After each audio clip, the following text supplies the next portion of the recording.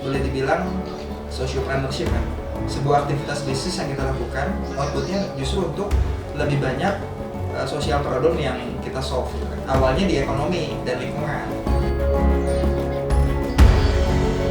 Nah, itu bisa menjadi modal untuk pengembangan bank sampah. Dan itu bisa diolah, dan itu bisa jadi uang juga.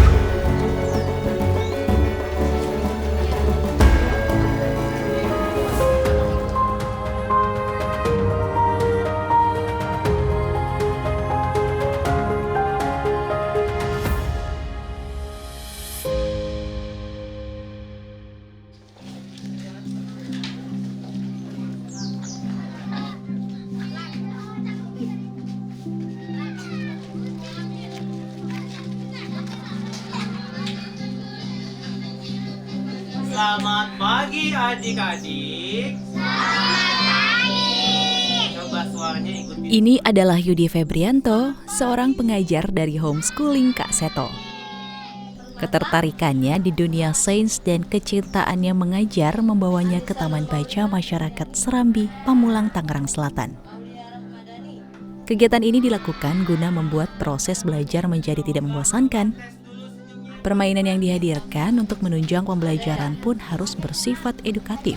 Ayo, buka mulutnya, kasih lihat giginya. Sudah gosok gigi belum? Sains di mata anak-anak nampak sulit. Namun di tangan Yudi, sains menjadi menyenangkan. Sambil berdongeng, Yudi menyampaikan ilmu sains kepada anak-anak yang hadir mengikuti kelasnya yang dapat menampung 40 siswa.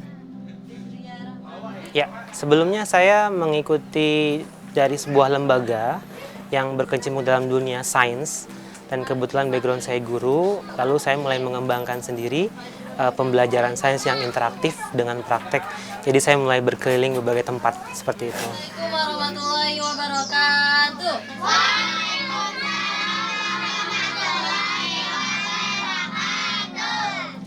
Tidak hanya sains yang dapat dipelajari di Taman Belajar Serambi.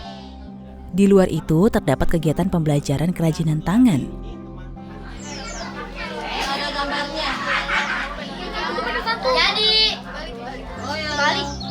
Abda Muhibah yang mengajarkan kerajinan tangan kepada anak-anak di Taman Belajar Serambi. Bahan yang dipakai yaitu bungkus plastik kopi kemasan yang dibawa murid-murid yang bergabung di Taman Belajar Serambi. Nah, ini salah satunya dengan membuat prakarya. Terus ada juga seperti kegiatan belajar, kasih metode untuk gimana anak yang belum bisa membaca jadi bisa gitu kan. Banyak juga anak yang masih kanak-kanak banget nih, masih kecil gitu, masih sekitar umur 3-4 yang dia harusnya kelas TK gitu. Jadi masih kita ajarin untuk bisa membaca gitu. Dimulai dari pengenalan huruf dan sebagainya. 2, 3, pada hari Minggu turut ayak. Meski terlihat menyenangkan, namun kegiatan yang dilakoni Yudi dan Abdah kepada anak-anak bukan perkara mudah. Dalam proses mengajar, mereka berdua memiliki tantangan sendiri. Sebab tidak semua murid tertarik dengan sains ataupun kerajinan tangan. Kita akan mengenalkan dulu ya, ketarikannya apa setiap anak. Biasanya kalau misalnya dia bisa mengikuti dengan pelan-pelan, ya siapa tahu dia bisa minat dengan bidang sains. Kalaupun ada yang tidak minat, biasanya kita pilihkan kegiatan yang lain seperti itu. Jadi biasanya pengenalan hal-hal yang menarik, yang seru, yang terlibat interaktif, akhirnya mereka jadi ikut seperti itu. Biasanya seperti itu. Awalnya sih ada yang kayak males-males gitu, tapi ya kita rangkul, kita ajak jadi mau ikut gitu. Jadi memang anak-anak harus kita support terus, rangkul terus sih gitu. Soalnya kan ada yang males nih karena dia nggak bisa gitu. Jadi udah patah semangat, makanya kita support gitu. Jadi Si burung rupa akhirnya senang nih. Aha, ada teman untuk bermain. Taman Baca Masyarakat Serambi yang berdiri sejak tahun 2017 tentu mendapat sambutan baik dari warga sekitar. Taman Baca Rintisan Ekobisnis Indonesia ini dapat merangsang anak-anak untuk lebih giat belajar. Terlebih, kegiatan ini diyakini mampu meningkatkan minat baca pada anak-anak. Salah satunya Ningsih yang merasakan adanya perubahan baik dari anaknya setelah bergabung dengan Taman Baca Masyarakat Serambi. Bagus, nggak apa-apa. Itu istilahnya kalau tentang sampah kan istilahnya bisa dikelola ya. Jadi anak-anak tuh ada perkembangan gitu lah, untuk perkembangan istilahnya otak dia kan seperti kayak bikin kreatif, istilahnya kerajinan tangan lah gitu. Ya itu lebih baik gitu istilahnya. Jadi istilahnya sampah-sampah biar berkurang gitu loh. Yang di pojok belakang kanan. Kini Taman Baca Serambi tidak hanya sekedar menjadi tempat berkumpul anak-anak yang bermukim di Kedaung. Taman belajar ini juga menjadi tempat literasi tambahan di luar sekolah formal. Belum mulai.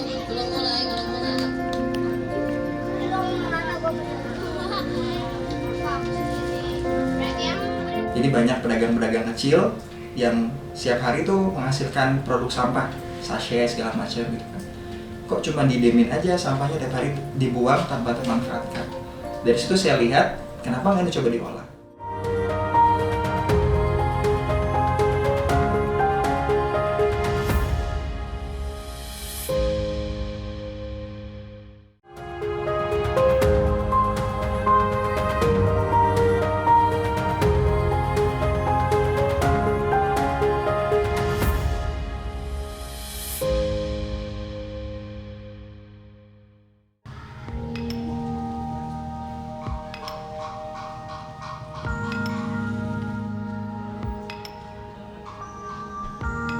Mengubah plastik menjadi barang antik, mengubah sampah menjadi berkah.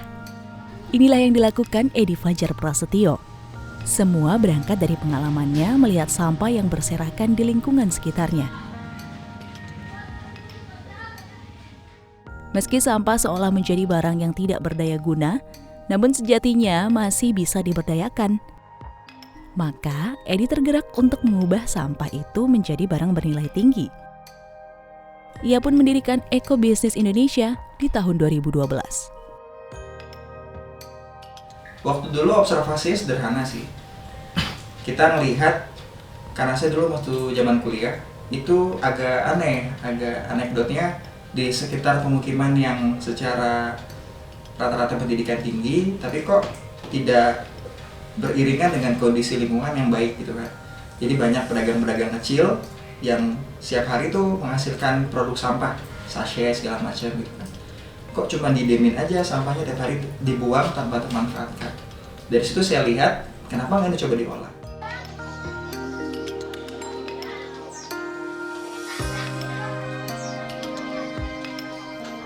Di tahun 2014, Eco Business Indonesia berubah menjadi satu gerakan di bidang socio enterprise. Ini artinya Eco Business Indonesia tidak hanya berorientasi kepada sebuah keuntungan materi semata, melainkan adanya sebuah pemberdayaan masyarakat yang menginginkan kelestarian bumi. Ia pun mulai menggait para pegiat daur ulang di Depok, Jawa Barat. Di awal saya banyak cari bersama tim, cari role model. Jadi para penggerak-penggerak, pegiat-pegiat daur ulang gitu.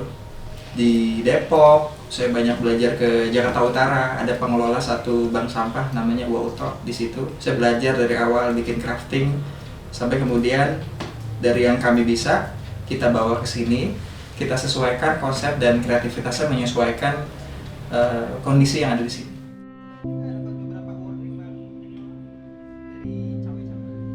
Namun perjalanan Edi dalam mendirikan Eco Business Indonesia ini tidaklah mudah. Pada proses penjajakan, Edi berhasil menggait 10 pegiat. Namun satu persatu mundur dan hanya tersisa 2 orang saja yang mau berjuang bersamanya. Kala itu, pasar memang sedang lesu. Waktu itu kita sempat ngerasain, aduh, lesu banget marketnya. Karena kan di satu sisi kita main di hulu sampai hilir, di basic produksinya, pemberdayaannya, kita create produk, tapi kan harus cari marketnya biar bisa sustain kan. Nah, singkat cerita memang perlu perlu waktu lah. Di Indonesia challenging banget buat menyerap produk-produk upcycling ini ke market kan. Orang masih prefernya pilih produk-produk yang branded selain daur ulang.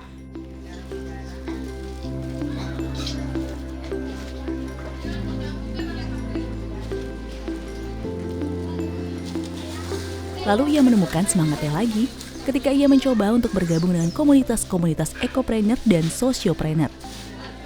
Edi membuat berbagai inovasi untuk ekobisnis Indonesia.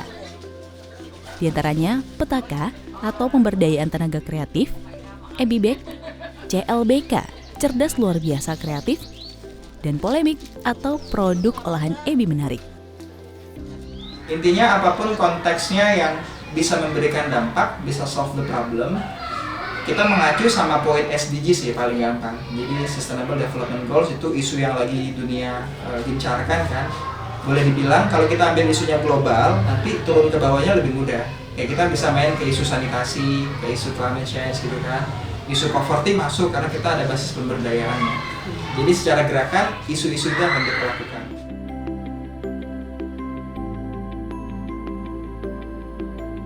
Kini, Edi dapat memetik hasil manis dari perjuangannya untuk ekobisnis Indonesia yang sudah ia rintis selama 8 tahun. Di antaranya, berhasil memberdayakan warga di kawasan Kedaung mempunyai penghasilan tambahan seperti EBIBEK Community.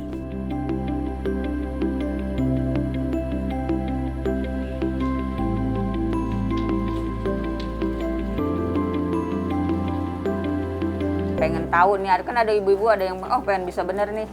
Udah dia gampang diajarinnya. Kadang-kadang kalau tiba ngasal, begitu lama. Kadang ada ibu-ibu kayak gitu. Udah liar pulang be.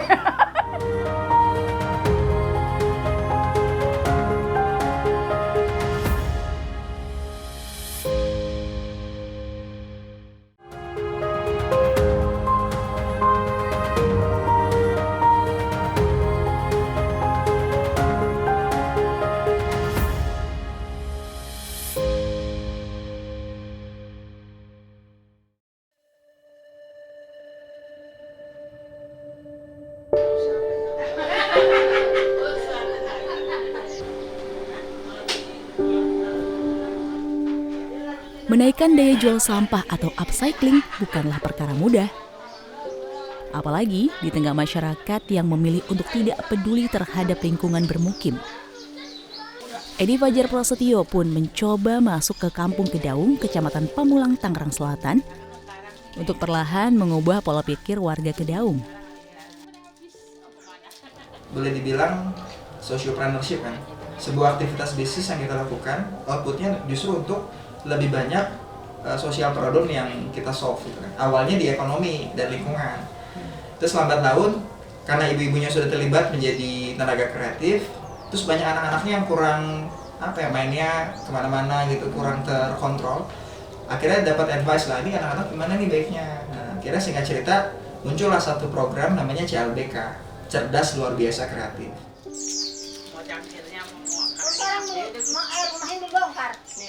EBIBEK atau Ekobisnis Indonesia Back merupakan sebuah komunitas ibu-ibu di wilayah Kedaung. Berdiri sejak tahun 2014, pelatihan untuk ibu-ibu dilakukan bekerja sama dengan beberapa dosen dari Universitas Islam Negeri Jakarta. Siswati, salah satu anggota EBIBEK, mengaku mempelajari cara pengolahan bungkus plastik bekas selama 2 bulan. Mula-mulanya Ibu Amel tuh saya disuruh nyari orang sebanyak-banyaknya dah. Pas gitu karena yang maunya sedikit, jadi cuman 10 orang yang bisa ngikutin acara kayak gini.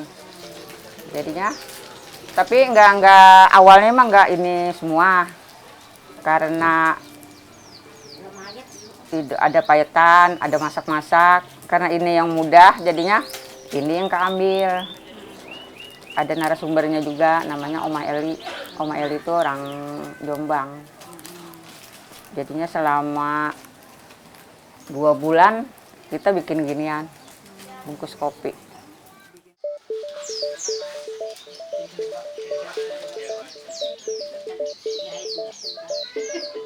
Perlahan, EBIBEK pun semakin menghasilkan. Produk-produknya tidak hanya berupa dompet, namun ada juga beraneka ragam bentuk tas. Harga pun bervariasi, mulai dari Rp50.000 hingga Rp500.000. Semua tergantung dari aksesoris tambahan, lama pengerjaan, dan metode menjahitnya. Ya minimal 200-an. Satu ini. Sehari bisa bikin berapa buah, berapa itu? Kalau dompet bisa kalau 3 dompet apa 3 atau 4. Kalau yang rajin mah 5 bisa sehari. Iya kalau fokus. Kadang-kadang yang namanya emak-emak kan nyuci. Sambilan minimal 3 dah. Tapi kalau tas? Kalau tas 2 hari 3 hari bisa. Begini. Karena kan dia makan banyak ininya. Bungkus kopinya.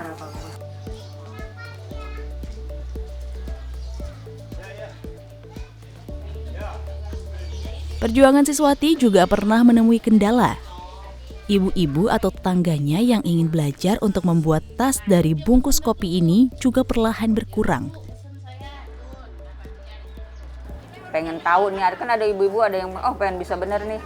Udah dia gampang diajarinnya. Kadang-kadang kalau tiba ngasal, begitu lama. Kadang ada ibu-ibu kayak gitu. Udah liar pulang be.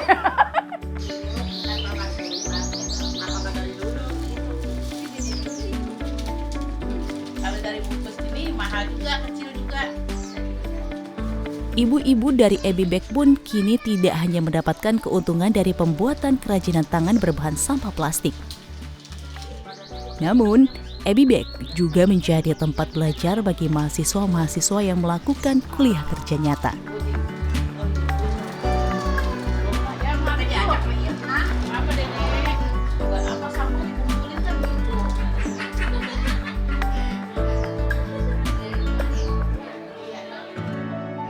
Gerakan kecil itu akan menjadi gerakan besar kalau dia dilakukan bersama-sama dan juga continue ya. Nah, itu bisa menjadi modal untuk pengembangan bank sampah.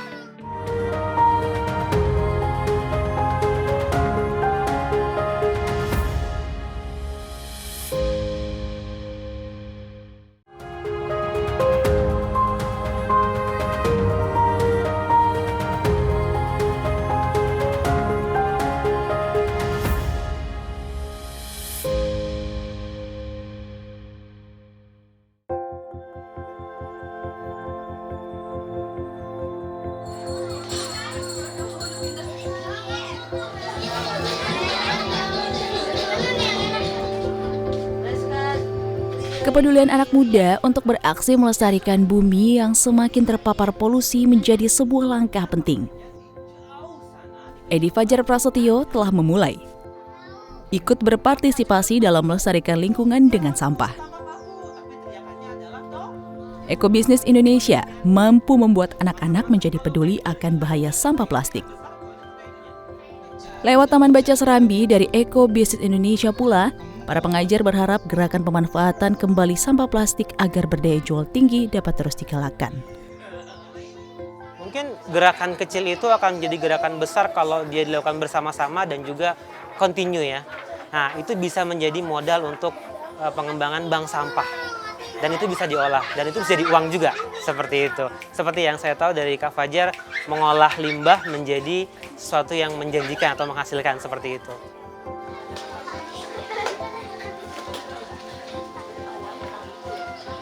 Abdah yang juga sebagai pengajar sukarela di Taman Baca Serambi, berharap Ekobisnis Indonesia dapat membawa perubahan bagi anak-anak.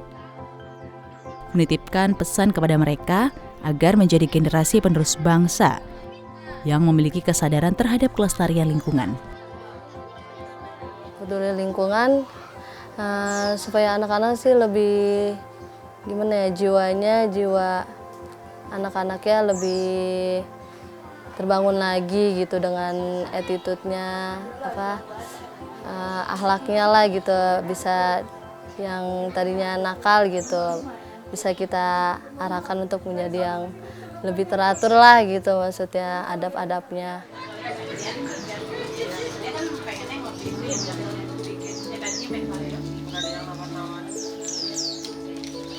Keberadaan Ebi Bag yang merupakan rintisan dari Ekobisnis Indonesia juga membawa pengaruh untuk warga Kedaung. Siswati berharap Ebi Bag dapat terus berjalan sehingga dapat menambah pundi-pundi penghasilannya.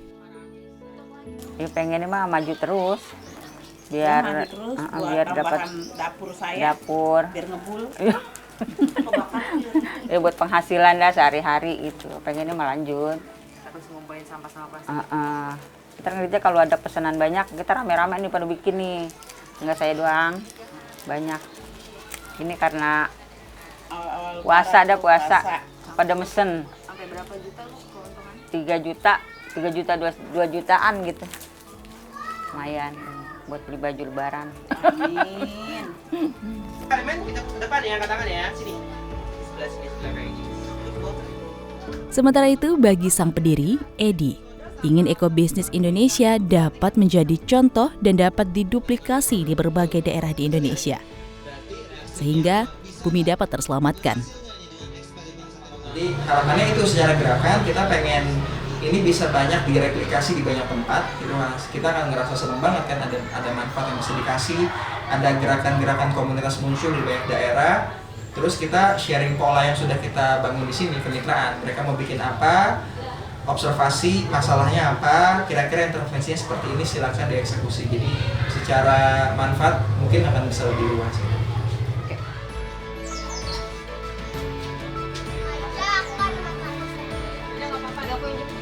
Sampah plastik tidak seharusnya menjadi sebuah benda yang tidak berdaya.